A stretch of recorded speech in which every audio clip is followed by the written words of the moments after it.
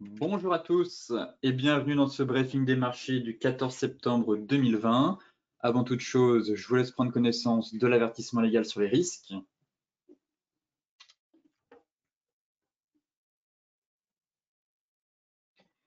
Et donc tout de suite, focus marché, en commençant par les bourses européennes qui ont terminé dans le vert vendredi. Une séance marquée quand même par le manque de conviction, la hausse ne l'ayant emporté en fin de journée que grâce, encore une fois, à la locomotive, à savoir le rebond des actions américaines, en particulier sur le Dow Jones. Le sentiment de marché, lui, reste quand même fortement influencé, comme vous le savez, par l'évolution des grandes valeurs technologiques américaines. Après la correction express de quasiment 10% en 3 séances subie par le Nasdaq, et ce dernier s'achemine vers un repli de plus de 3% la semaine dernière, après avoir fait moins 3,3% la semaine d'avant.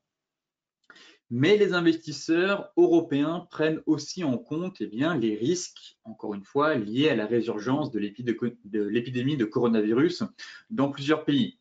Et aussi le blocage des négociations entre le Royaume-Uni et l'Union européenne, ou encore une fois l'appréciation de l'euro qui pénalise fortement le rebond, on va dire, du moins la poursuite de la hausse des bourses européennes.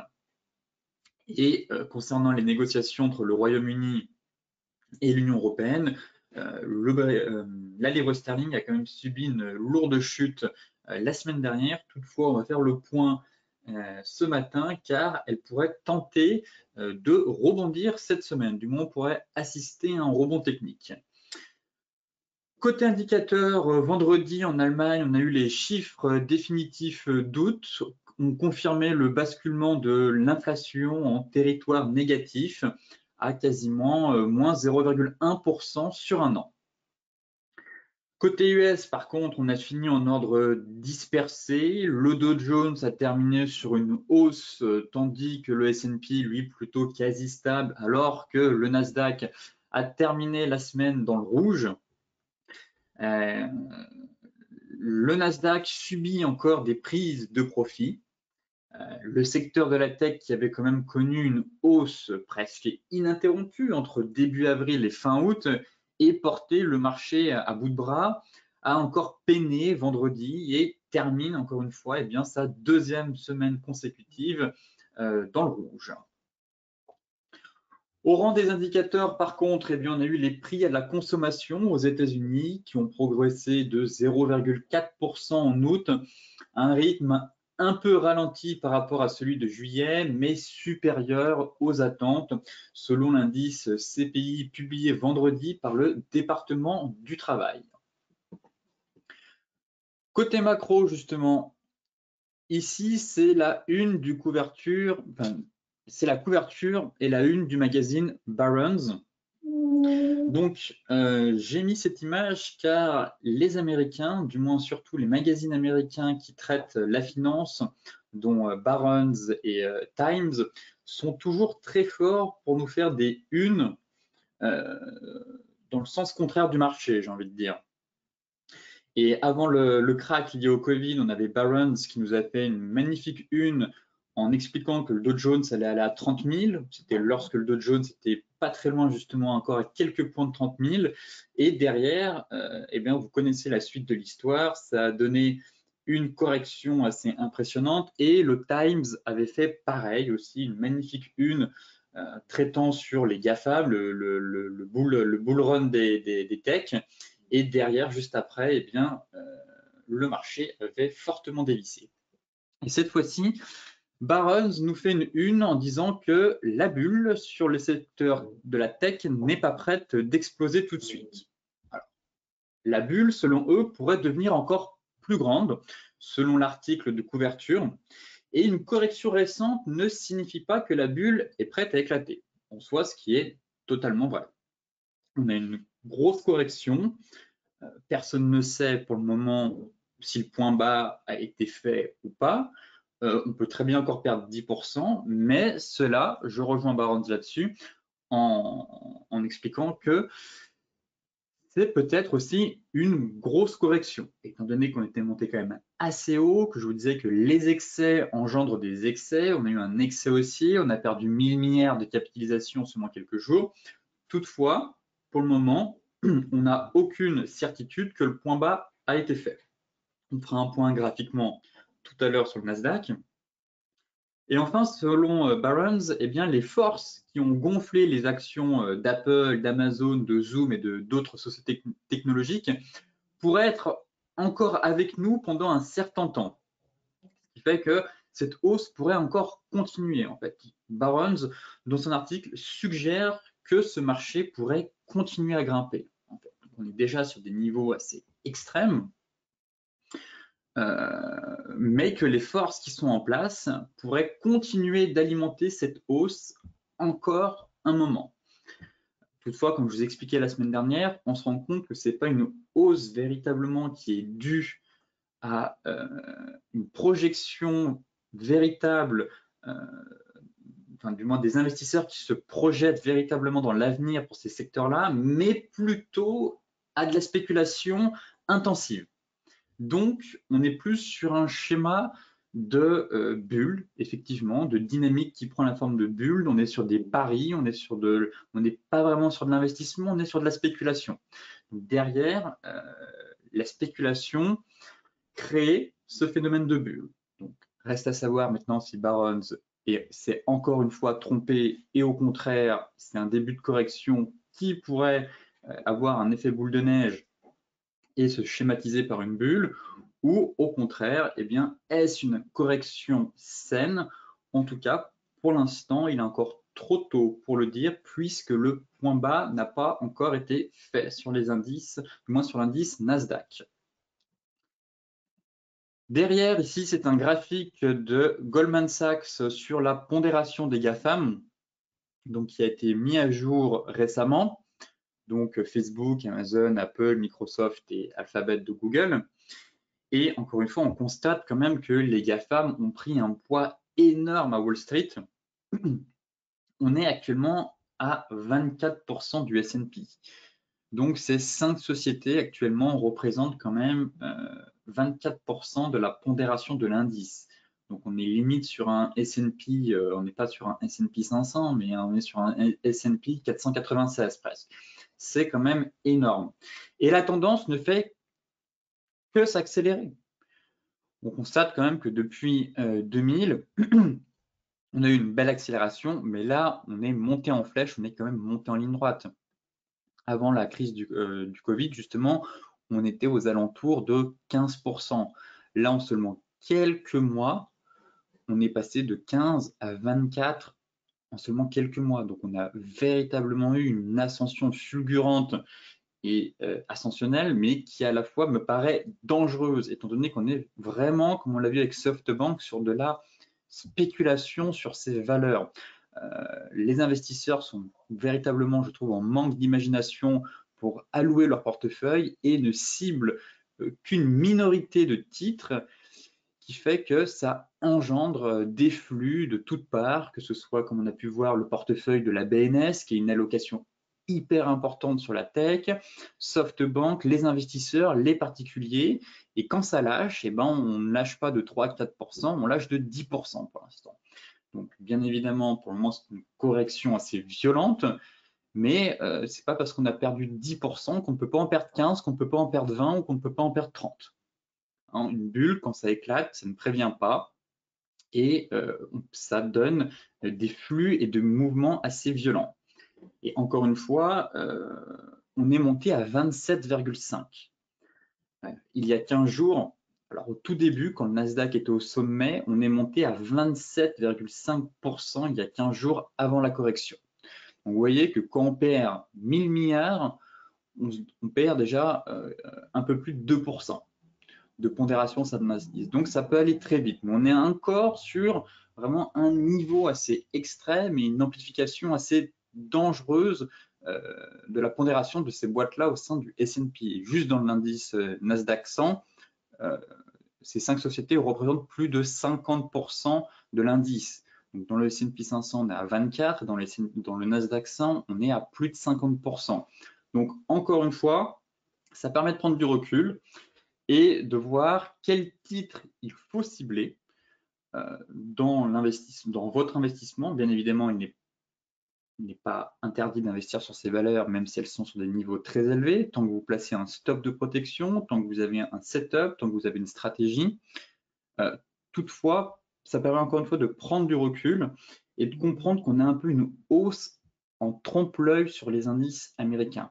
Autant le Dow Jones, je trouve, reflète plutôt bien la dynamique du secteur, même si on est tiré essentiellement par Apple et Microsoft qui pèsent aussi énormément dans le Dow Jones, mais sur le Nasdaq et le S&P, voilà, on sait qui sont les acteurs.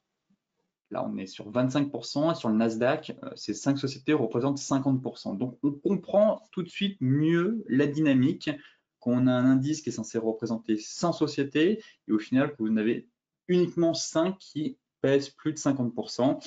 Eh bien, je vous invite à aller voir la dynamique de l'indice et la dynamique de ces 5 sociétés et on comprend mieux comment la hausse a pu se faire sur l'indice Nasdaq.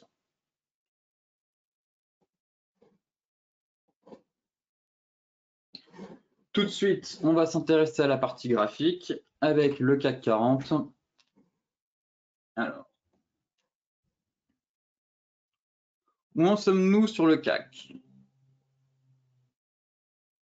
Eh bien, ce matin, on a ouvert avec un gap, mais ça ne tient pas. Ça ne prend pas. Le CAC 40 est une véritable larve, incapable de faire quoi que ce soit, continue d'évoluer dans son range vers les 5050, 4930. Là, ce matin, on a tenté de gaper ce triangle à la hausse et notre résistance. Ça ne prend pas. En tout cas, pour l'instant, on est en train de venir refermer ce gap. Derrière, j'ai mis quand même une deuxième oblique parce que même si on a cette cassure de triangle, je ne la valide pas. Tout simplement déjà parce qu'une cassure, c'est avec une bougie flux. Là, c'est pas du tout une bougie flux et que derrière, ça pourrait tout simplement en fait donner un faux signal. Et donc, je me dis, on pourrait avoir un nouveau triangle en prenant les mèches hautes. Derrière, je ne l'ai pas mise, mais ici, vous voyez qu'on a la MM200 qui n'est pas loin. Et tant que cette MM200 n'est pas franchie en clôture, je suis très prudent sur une sortie à la hausse de ce triangle, par le haut en tout cas. Voilà pourquoi j'ai tracé mes deux obliques, mais pour l'instant, je considère que nous n'avons pas de signal technique haussier sur le CAC, encore moins quand on fait un gap et que derrière, les vendeurs reprennent la main et que finalement, eh bien, on se rend compte que le CAC va, encore une fois, consolider dans ce range. Donc, stratégie de ping-pong entre les deux bornes tant que ça ne casse pas. Le scénario n'a pas changé sur l'indice parisien, même en données 4 heures. On fait de l'excès et puis on réintègre. Pour ma part, j'attends la sortie de ce triangle. Ça devrait logiquement conduire à une nouvelle accélération et permettre de donner un nouveau souffle au marché. Alors oui, si on sort par le haut, effectivement, on pourrait avoir une belle hausse. Par contre, si on sort par le bas, là, on a quand même un risque de dégringolade assez important vers la prochaine zone de polarité située à 4006, 4550. Et pour le moment, tant qu'on n'a pas de sortie d'une des deux côtés de ce triangle, eh bien, on manque de visibilité. Donc, encore une fois, marché réservé essentiellement pour les traders intraday et les scalpers, pour faire de l'intra-scalping, je trouve, entre ces deux niveaux, essayer de vendre au plus proche d'ici, acheter encore une fois. Et pour les autres, eh bien, le plan, lui, n'a pas changé. Pour les traders swing, ce sera d'attendre la cassure de ce triangle pour accompagner et se positionner dans le sens du flux à venir. Concernant le DAX, même constat, on ouvre avec un gap, derrière ça ne prend pas sur l'indice DAX. À surveiller, on pourrait faire un avalement baissier. Donc effectivement, si on fait un avalement baissier, on aurait un signal, potentiellement un signal technique intéressant de renversement à venir.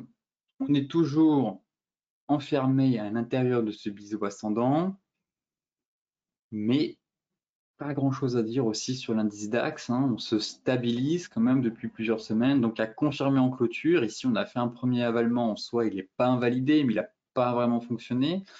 Tant que les cours ne repassent pas au-dessus des 13 500, on peut considérer qu'on a toujours un avalement qui est en place. Toutefois, là, on fait la même chose.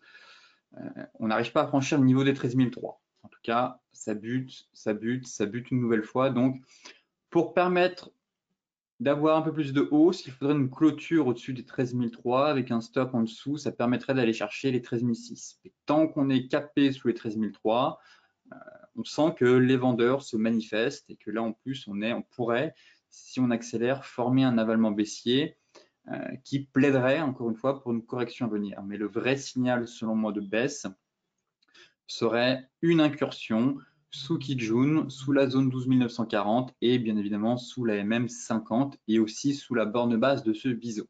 Donc là, on a un peu une grosse zone de convergence et si on fait une belle incursion en clôture, là alors, dans ce cas-là, on pourra avoir pareil, comme sur le CAC, un objectif swing pour aller chercher un peu plus bas et venir chercher la MM200. Et pour l'instant, en données 4 heures, eh bien, on a l'impression aussi que le DAX s'installe dans un range. Voilà. En tout cas. Voilà le scénario. Et qu'au-dessus de 13 300, c'est de l'excès, comme ici, et qu'on n'arrive pas à passer. Tant qu'on ne passe pas, eh bien là, on est en train de faire une bougie 4 heures une bougie flux impulsive. Et ça pourrait renvoyer les prix justement une nouvelle fois en direction des 12 950, 12 980 points. Le Dow Jones, même constat pour le Dow Jones. On va aller regarder le futur car il est plus intéressant, je trouve. Mais on se stabilise en soi, on se stabilise sur cet indice. En hebdo, pas grand chose à dire, à part qu'on a la belle zone de polarité où on est pile poil dessus, ici qu'on est venu chercher une fois, deux fois, ici et là. Donc à 27 325, c'est le niveau, pareil, en cas de rupture, eh bien, on aura le droit à une accélération, mais pour l'instant, plutôt neutre entre ces deux niveaux. En données daily, potentiellement une épaule tête-épaule, elle n'est pas très jolie. Pour moi, je repasse osciller sur le Dow Jones si on franchit ce niveau, les 28 200 avec cassure de Tenkan Kijun dans le sens du flux. Donc là, je repasserai haussier sur le Dow Jones pour aller chercher les plus hauts. Par contre, j'opterais pour un scénario baissier si on enfonce ce niveau à 27 325 avec la MM50 pour aller chercher la MM200 et sinon range neutre entre les deux niveaux. Si on se m'en donnait 4 heures, voilà, pour le moment ça tient.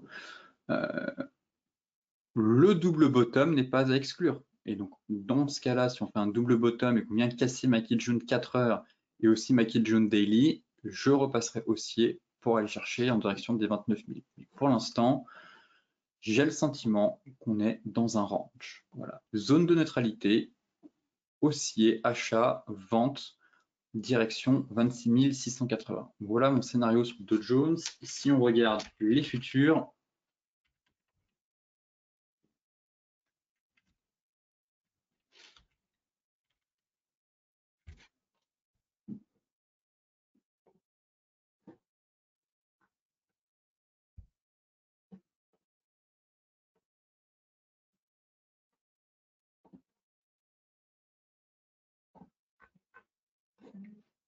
on obtient le même scénario. On est dans un range 4 heures. J'ai ma Kijun et ma Tenkan qui se mettent à plat. Donc, en cas de cassure, ce serait un signal acheteur puisqu'on aurait une cassure Tenkan Kijun dans le sens du flux. Par contre, en données 4 heures, voilà, on est dans un range. Ça consolide. À court terme, on fait des plus hauts et des plus bas, des plus bas et des plus hauts de plus en plus bas. Donc, on est dans une tendance baissière. Pour l'instant, on se stabilise sur juste ici, dans ce range.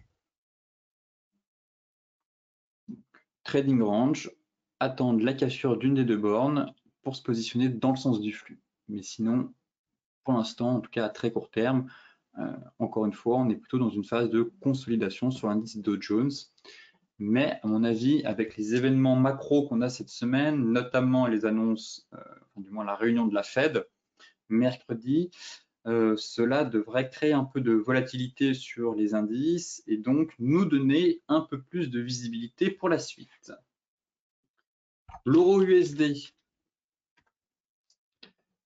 léthargique,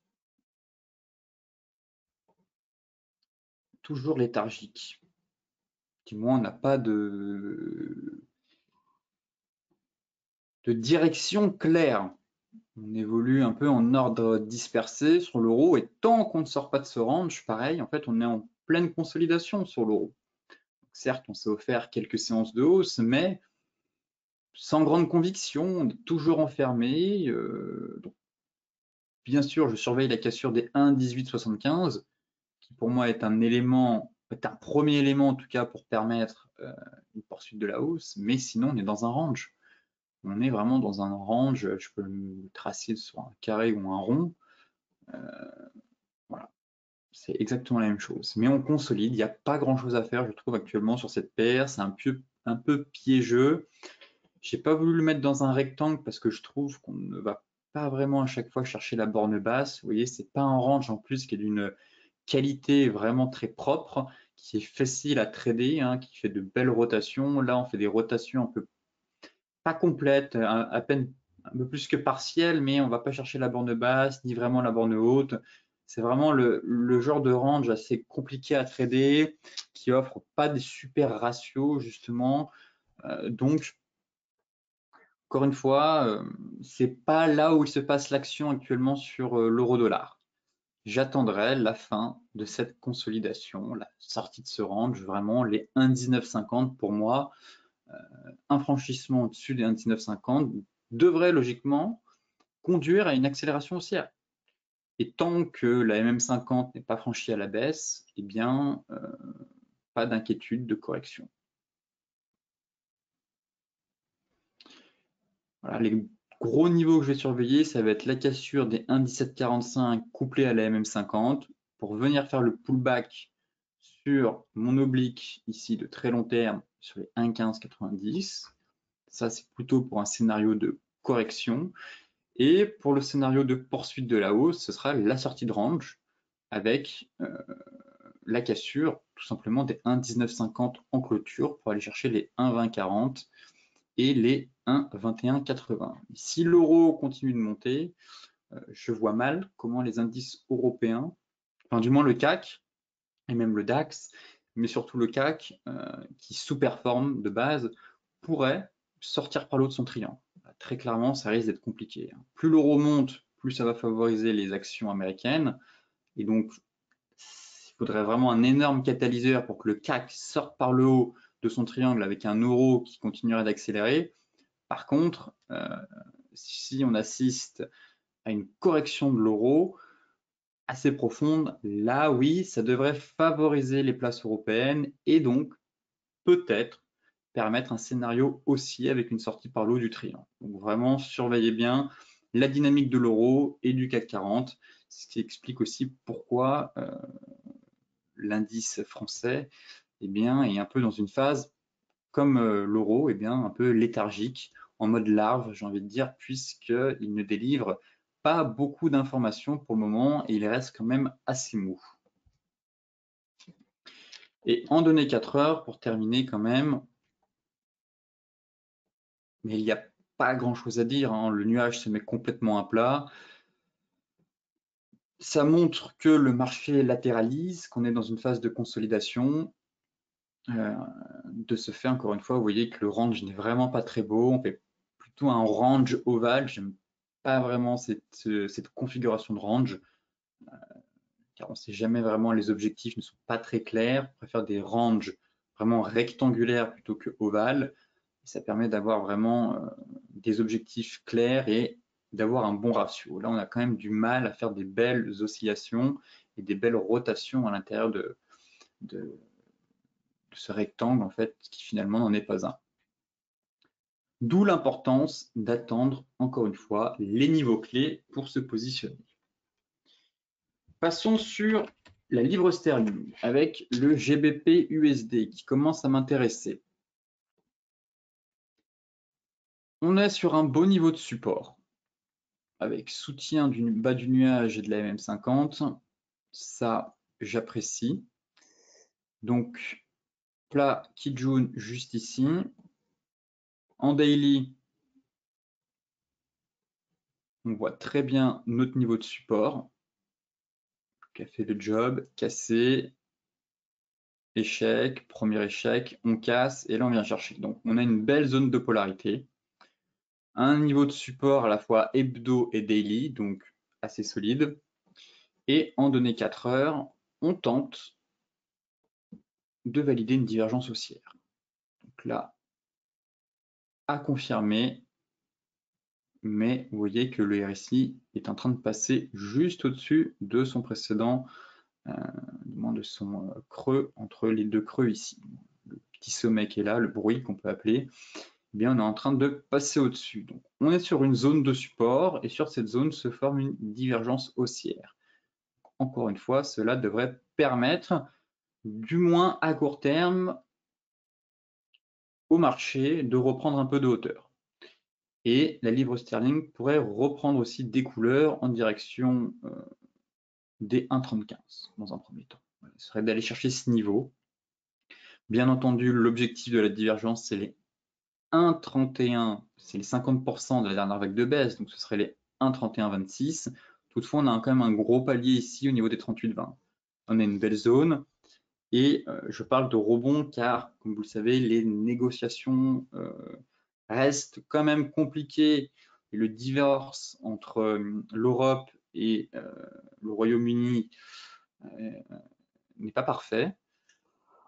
Et si jamais on a des mauvaises news, ça pourrait plomber encore la livre sterling. C'est pour ça que je parle vraiment à court terme d'un rebond technique.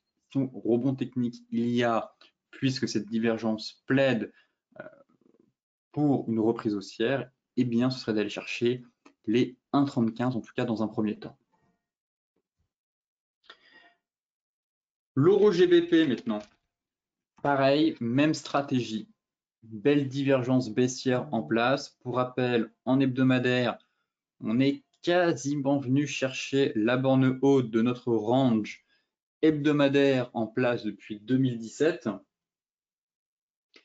Donc, le marché s'est rapproché des 0,93, 20. On est venu chercher les 0,92, 90. En daily, c'est dommage qu'on ne soit pas allé chercher complètement la borne haute du range. Toutefois, je surveille la bougie du jour car on a fait un petit gap haussier. On pourrait faire un avalement. Donc là, la bougie du jour commence à me plaire. On est là, on a fait une belle accélération. On pourrait avoir une correction aussi. Pareil, l'euro pourrait, dans un premier temps, subir une correction technique de court terme. Peut-être venir pullbacker, vous voyez, l'ancienne borne haute de son range. Et effectivement, si on essaye d'affiner en données 4 heures, voilà, là, ce serait bien qu'on casse les plus bas d'ici, en clôture. Et cela confirmerait la divergence baissière. Elle n'est pas validée, celle-là, vous voyez, il faut qu'on enfonce plus, qu'on repasse bien sous le bruit. Ce n'est pas le cas, ça pourrait très bien faire un petit range encore comme cela de consolidation et partir à la hausse. D'où l'importance qu'on ait une clôture sous ce niveau. Mais en cas de clôture, encore une fois, ça ouvrirait la voie à une correction. Donc, dans un premier temps, le niveau des 38,2, peut-être pas le niveau des 50, mais comme je vous le disais, le niveau des 38,2 pour aller chercher tout simplement faire un gros pullback sur l'ancienne borne haute de son range.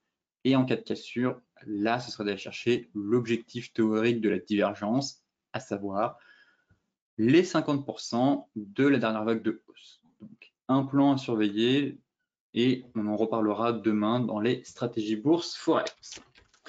Concernant le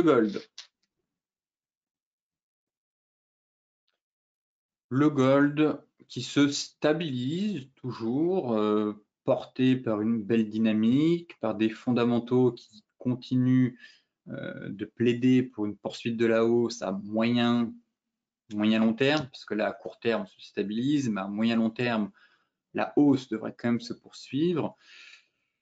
Évitons d'être à contre-courant, encore une fois.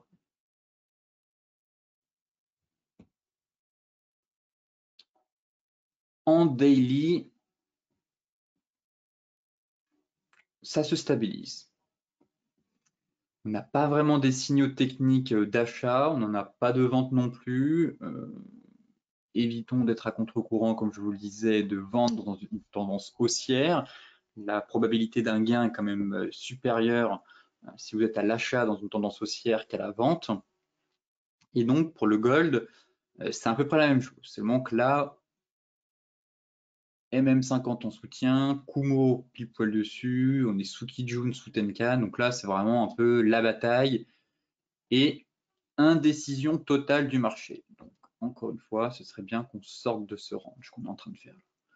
On est en train de faire un petit range, on est sorti de ce canal haussier, certes, mais on peut très bien en fait latéraliser. C'est pas parce qu'on a une sortie de canal par le bas que forcément on va avoir une correction. Non, on peut avoir une sortie de canal et latéraliser. Et actuellement, c'est ce qu'on est en train de faire.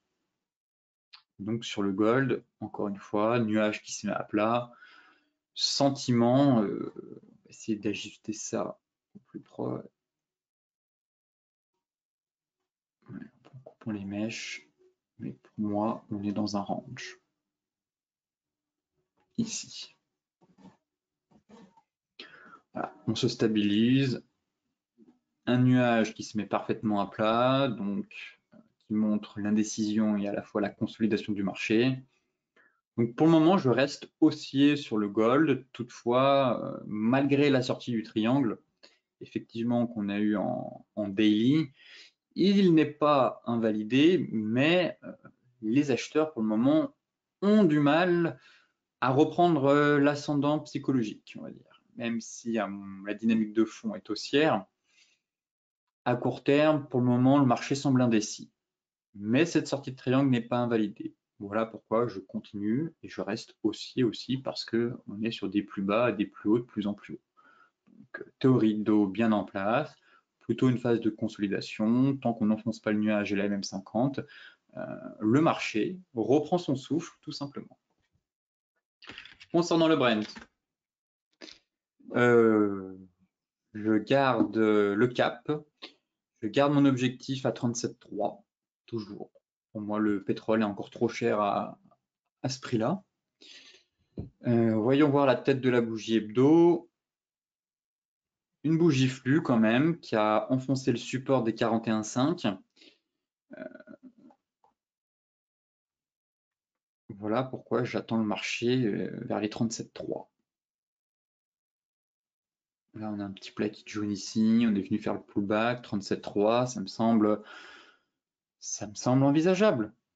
Et je passerai neutre ensuite, j'aime beaucoup là, cet effet Chikou qui passe à travers le gap, comme quoi c'est quand même bien fait, hein, mais au moment où ça lâche, et bien Chikou, vous voyez qu'on est totalement libéré vu que ça a lâché et tout fait obstacle à Chikou. Et là, en fait, Chikou s'est glissé très facilement juste ici, où il y a le gap. Donc, elle est gênée par absolument rien. Et elle va continuer son chemin. Elle pourrait même aller chercher plus bas. Donc, déjà, voilà, encore une fois, la beauté de l'Ishimoku sur les marchés financiers. Chikou qui se glisse à travers le gap de rupture qu'on a vu au mois de mars. Et donc, hebdomadaire comme daily, voilà, on sort par le bas du nuage, on perce le Kumo, donc pour moi 37,3. Je garde mon objectif à 37,3. Ensuite, je passerai neutre, je pense. J'arrêterai d'être baissier, en tout cas à 37,3. Je reverrai la dynamique des prix. Et pour l'instant, pour moi, l'objectif se situe. Enfin, il n'a pas changé, tout simplement. On donnait 4 heures. Voilà. On en est là. Sur le fil du rasoir, si on enfonce le support, dynamique baissière. Hein. Tant que la Kijun vient cadrer la dynamique et qu'on enfonce les plus bas, donc sortie de triangle descendant par le bas, voilà, un stop loss au-dessus et une direction les 37,3, tout simplement. Je peux rien dire de plus sur le pétrole, car là, c'est plutôt quand même assez baissier sur le secteur pétrolier. Donc, attendons que le marché consolide, en tout cas. Là, on a une consolidation, certes, mais on sent que ça peut lâcher à tout moment. Et on n'est pas véritablement sur un niveau de support. Donc, encore une fois, c'est bien d'intervenir sur des niveaux clés. Le light, même constat. Même constat sur le light, ça se dégrade. Finalement, on n'a pas vraiment un triangle. Ouais, on pourrait ici. Voilà. On a un petit triangle, un petit fanion, juste ici. 1, 2, 3, 4. Là, on est en train de faire le 5e point, 6 cassures, 33,55. On est repassé sous notre zone trimestrielle. En hebdo, la bougie, on était sur support. Enfin, on avait quand même bien enfoncé, je trouve, surtout les 37,75. Derrière, on a fait comme une mèche, ça tenait. Bon, là, ce matin, on est clairement en dessous.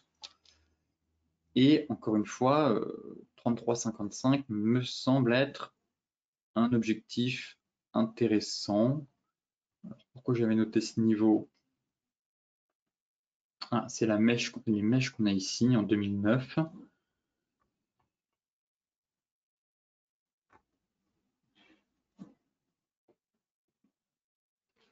Et là, même constat, vous voyez que Chikou passe à travers le gap aussi. Donc, Chikou est libre de tout obstacle, et donc le prochain obstacle, si on corrige, ce serait les prix à 33,55. Donc même scénario que sur le Brent, hein, de toute façon, la dynamique est exactement la même. On est sorti par le bas du nuage, Chikou perce le Kumo, on est dans un triangle en données 4 heures, et la sortie par le bas permettrait d'atteindre l'objectif théorique des 33,55. Donc le scénario et le plan, en tout cas, n'a pas changé sur le secteur pétrolier. Le Bitcoin maintenant, pour terminer. Sorti par le haut du triangle, on va quand même basculer en hebdo pour regarder la tête de la bougie hebdomadaire, mais bon, c'est pas passé grand-chose la semaine dernière sur la crypto. Toutefois, le marché tient pour le moment. Vous voyez que on est toujours dans une tendance haussière.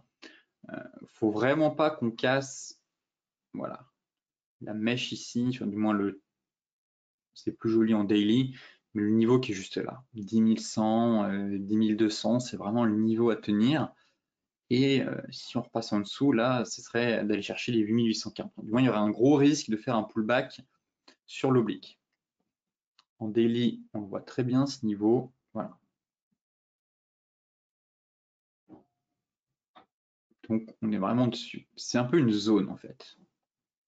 Car là, ça tient. On est sur une grosse zone, surtout, je trouve. Voilà. Je vais mettre tracé en plus.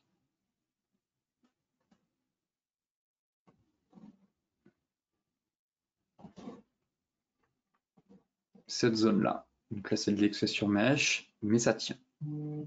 Tant qu'on ne repasse pas sous la zone, vous voyez qu'à chaque fois, on a fait de la mèche. Pour le moment, le marché ne semble pas enfoncer son niveau de support. Tant que ça tient, les acheteurs, on va dire, gardent la main.